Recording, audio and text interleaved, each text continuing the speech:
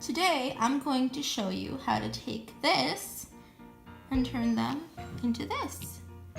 A unicorn horn topper for your cake or cupcakes, as well as many other shapes that you can use for your cakes, cupcakes, and various fun activities with your kids.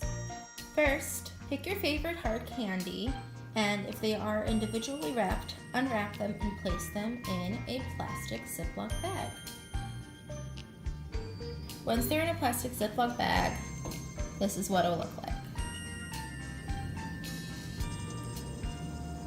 What you're going to do now is you're going to take each bag individually and break the candy into little pieces. It kind of looks similar to Pop Rocks. So you could use whatever you'd like. I am using a meat pounder. I'm using the flat side, of course. And the way I do this is I don't just go for it. I actually wrap each bag in a towel and then I pound it. So here are some Jolly Ranchers that I'm going to break. Again, just covering it up with the towel. Feel out where they are.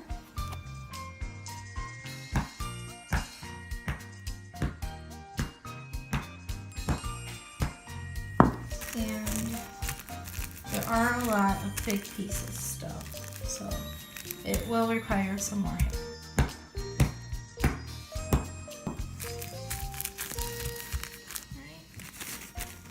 As you'll see, this candy did break the bag. You'll have a couple pieces of the towel. And just continue doing this with all the different candies you're using.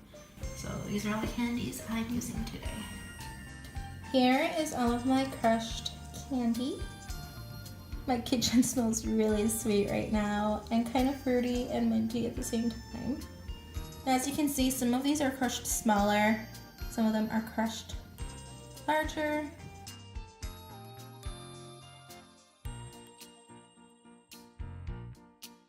You'll want to make some forms.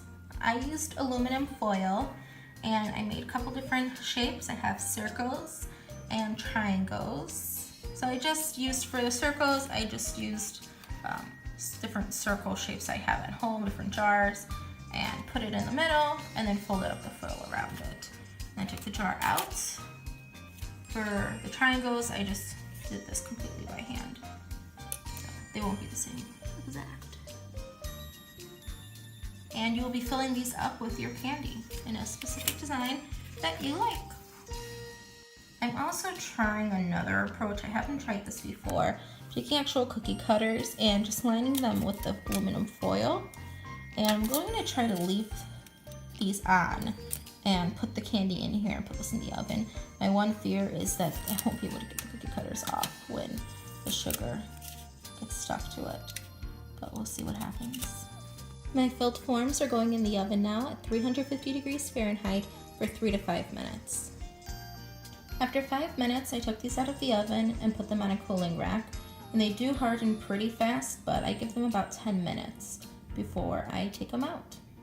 This is what it looks like when you just take it out of the oven. You can tell that it's bubbling and liquid form. And here they are.